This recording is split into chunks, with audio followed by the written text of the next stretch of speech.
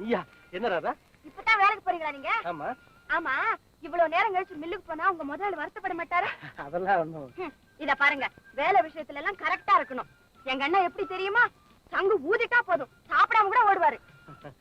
ராதா, உனக்கு ஒரு விஷயம் தெரியுமா? உங்க அண்ணனை கூட நான் சங்கத்துல சேர வச்சுட்டேன். எனக்கு தெரியுமே, என்கிட்ட சொல்லாம எங்க அண்ணன் எதுவுமே செய்ய மாட்டாரு. உங்களை எங்க அண்ணனுக்கு ரொம்ப பிடிச்சு போச்சு. அப்படியா? அண்ணனுக்கு மட்டும்தான் என்ன பிடிச்சிருக்குதா? எங்க அண்ணனுக்கு பிடிச்சாதான் எனக்கும் பிடிக்குமே. ஆனா ஒரு விஷயத்துல மட்டும் உங்களை எனக்கு பிடிக்கல. என்ன? உங்களுக்கு ரொம்ப மறதி இருக்கு. இல்லையே, அப்படி ஒண்ணு இல்லையே. போய் சொல்லாதீங்க. அன்னைக்கு எங்க வீட்டுல பூ வச்சு மறந்துட்டு போயிட்டீங்கல்ல? நான் மறந்து போய் அதை வைக்கல. ஆமா, மறந்துட்டேன். அதானே. அது சரி, அந்த பூவை நீ தலையில எடுத்து வச்சுக்கிட்டே இல்ல? கண்ட பூலாம் வச்சு கட்டி இருக்கிற கதம்பு எனக்கு பிடிக்கவே பிடிக்காது. சுத்தமான மல்லிகை பூ தான் எனக்கு பிடிக்கும். அந்த பூ எங்க அண்ணன் சாமி போட்டாச்சு. ராதா, நான் வந்து சரி சரி, வயவலன்னு பேசிக்கிட்டு இருக்காதீங்க. போங்க, நேரம் ஆச்சு. அது சொல்லல. போங்கள, நேரம் ஆச்சு, வேலைக்கு போங்க. சரி.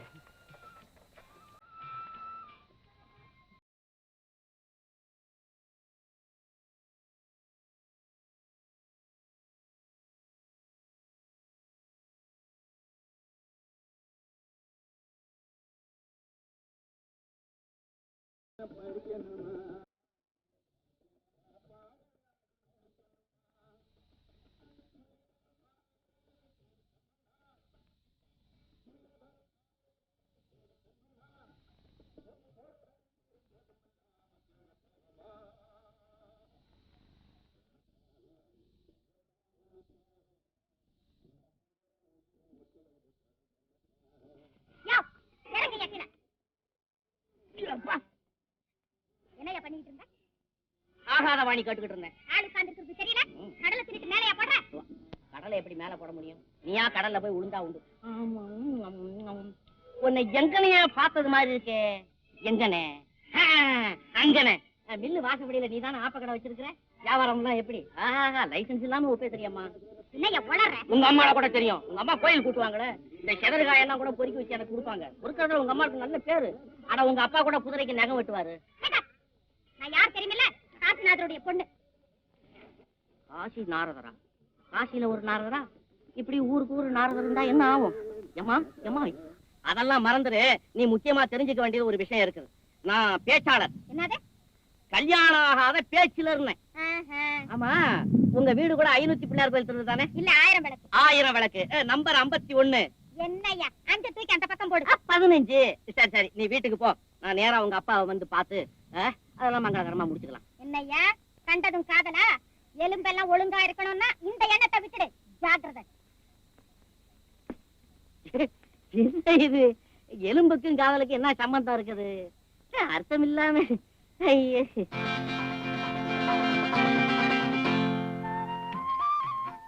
ஆமா, இந்த பொம்மைங்க எல்லாம் ஏது? எங்க கொண்டு போற?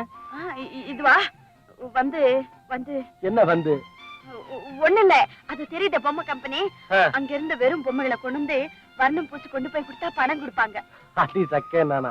அப்ப நீ கூட பணம் சம்பாதிக்கிற? ஆமா, எங்க அண்ணனுக்கு தெரிஞ்சா கோவிச்சுப்பாரு. தயவு செஞ்சு அவர்கிட்ட சொல்லிடாதீங்க. அப்போ நான் ஒண்ணு சொல்லுவேன், அதை உங்க அண்ணன் கிட்ட நீ சொல்லக்கூடாது. என்னது? ராதா, வந்து உன்னை நான் காதலிக்கிறேன். அப்படின்னா? அப்படின்னா உன் மேல எனக்கு அளவு கடந்த அன்பு. எங்க அண்ணன் வச்சிருக்கிற அன்பு விடவா? ஆமா, உன்னை என் வாழ்க்கை துணைவியை அடையணும்னு ஆசைப்படுறேன். வாழ்க்கை துணைவினா? தெரியாதா? உன்னை கல்யாணம் செய்துக்கணும்னு ஆசைப்படுறேன்.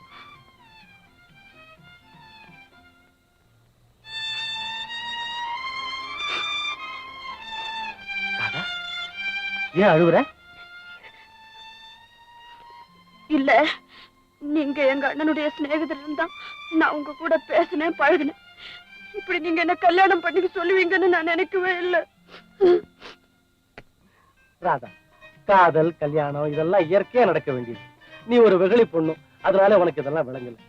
இதை பாரு, நீ என்ன கல்யாணம் செய்துக்கிட்டு எப்பவும் என் கூடவே இருந்தோம்னு ஆசையா இருக்கு. எங்க அண்ணனை விட்டுட்டா? ஆமா, உன்னை போல ஒரு பொண்ணு உங்க அண்ணனை கல்யாணம் செய்துக்கிட்டு உனக்கு அண்ணியா வரப்போறாடு இல்ல, அவ கூட தன்னுடைய அப்பா அம்மா அண்ணன் தங்க எல்லாரையும் விட்டுட்டு தானே வரப்போறா. பெண்களுக்கு பிறந்த வீடு எப்பவும் சொந்தம் இல்ல, புருஷன் வீடு தான் சொந்தம். அப்போ கல்யாணம் செஞ்சுக்கிட்டா நானும் எங்க அண்ணனை பிரிஞ்சு இருக்கணுமா? ஆமா, பிரிஞ்சுதான் ஆகணும். அண்ணா! ராதா, ஐயோ ஐயோ, நீ இன்னும் பச்சை குழந்தை போலவே இருக்கிறியே. இது பாரு, உங்க அண்ணனை விட்டு பிரியாம என்ன கல்யாணம் செய்யறதுக்கு உனக்கு இஷ்டம் தானே? அதெல்லாம் எனக்கு தெரியாது. எங்க அண்ணனை கேட்டு சொல்றேன். ஐயோ, இப்ப போய் உங்க அண்ணனை கேட்காத. சந்தர்ப்பம் வரும்போது நானே அவன்கிட்ட பேசி அவன் சம்மதத்தை கேட்கறேன். எங்க அண்ணன் ஒண்ணும் நினைச்சுக்க மாட்டாரே? ஒண்ணும் நினைச்சுக்க மாட்டாரு. நம்முடைய காதலை வாழ்த்துறவனா தான் இருப்பா ராஜு. ராதா, ஒரு கேஸ் விஷயமா நாளைக்கே எங்க கிராமத்துக்கு நான் போக வேண்டியிருக்குது. திரும்பி வர கொஞ்ச நாள் ஆகும். அது வரையில என் ஞாபகம் உனக்கு இருக்குமா? ஆமா, உங்க வேலை?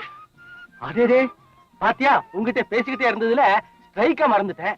இன்னைக்கு எங்க மில்ல ஸ்ட்ரைக். எல்லாரும் எனக்கா காத்துக்கிட்டு இருப்பாங்க. நான் அர்ஜென்டா போகணும். வர்றேன். இந்தாங்க, சைக்கிள் எடுத்து விட்டு போங்க. ஓ, திரும்பி வந்த அப்புறம் சந்திக்கிறேன். கூட்டுறவு பண்டகசாலையை கூட்டுறவு பண்டகசாலையை அடுத்த வாக்கை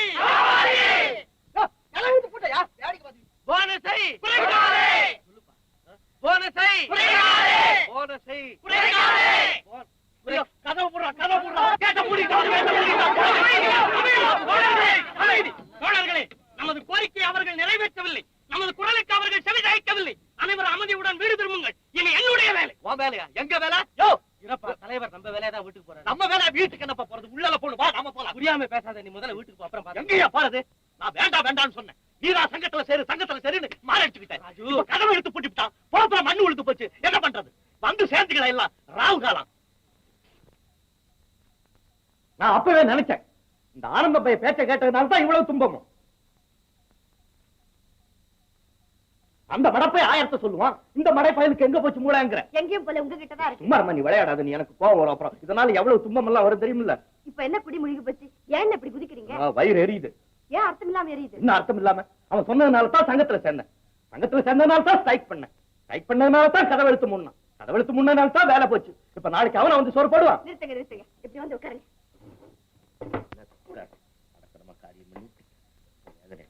நான் கேக்குறதுக்கு பதில் சொல்லுங்க. ஆமா, அவர் பேச்சு கேட்டுதான் நீங்க சங்கத்துல சேர்ந்தீங்களா? ஆமா. நீங்க சங்கத்துல சேர்ந்தனால தான் ஸ்ட்ரைக் பண்ணாங்களா? ஆமா. நீங்க ஸ்ட்ரைக் பண்ணனால தான் கம்பெனியை மூடிட்டாங்க. ஆமா. அப்ப நீங்க மட்டும் வேலைக்கு போங்களேன். எங்க அண்ணா வராருன்னு கேட் திறந்து வைக்கிறாங்களான்னு பாப்போம். ஐயோ அண்ணன், இப்போ அது புரிஞ்சுக்கிட்டீங்களா? நீங்க ஸ்ட்ரைக்ல கலந்துக்கலனாலும் உங்க வேலை போறது என்னமோ நிச்சயம்தான். அதோட கருங்காலிங்கிற பட்டம் வேற வந்து சேர்ந்துரும். அந்த வேதனையோட வீட்டு மூலையில உட்கார்ந்து கிடக்காம வீதியில வீர நட போட்டு நடக்கலாம்ல? ஆமா, நீ சொல்றது சரிதான். ஆனா இப்ப வேலை இல்லாம என்னமா செய்யறது? தேதி 30 காமிச்சோன்னா பணம் வேணுமா? எதுக்கு? எங்க போறது? நானு எங்கேயும் போக வேண்டாம், எல்லாம் இங்கேயே இருக்கு. அண்ணே, உங்களுக்கு பணம் தானே வேணும். கவலைப்படாதீங்க, எவ்வளவு வேணும்னாலும் நான் தரேன். இல்லண்ணே, சம்பாரிச்சிருக்கேன். நம்ம பசுமாட்டு பாலை கறந்து வித்தேன், ராட்டு தட்டி வித்தேன். அப்புறம் உங்க சம்பளத்துல சிக்கனமா செலவு செஞ்சு மாசம் மாசம் 10 ரூபாயா மீட்டு வச்சிருக்கேன். அது மட்டுமா, நம்ம வீட்டுக்கு பக்கத்துல பொம்மை செய்யற கம்பெனி இல்ல, அங்க போய் பொம்மைகளுக்கு வர்ணம் பூசி அதுல வேற சம்பாரிச்சிருக்கேன். வேலைக்கு போன நீ உன்னை உட்கார வச்சு சாப்பாடு போடுறதுக்கு உங்க அண்ணன் இருக்கும்போது என்ன கேட்காம வேலையை செஞ்சு நீ நான் சம்பாரிச்சு வைக்கலனா இப்ப உங்களுக்கு இந்த வேலை போற நேரத்துல என்கிட்ட முழு 1000 ரூபாய் இருந்திருக்கு.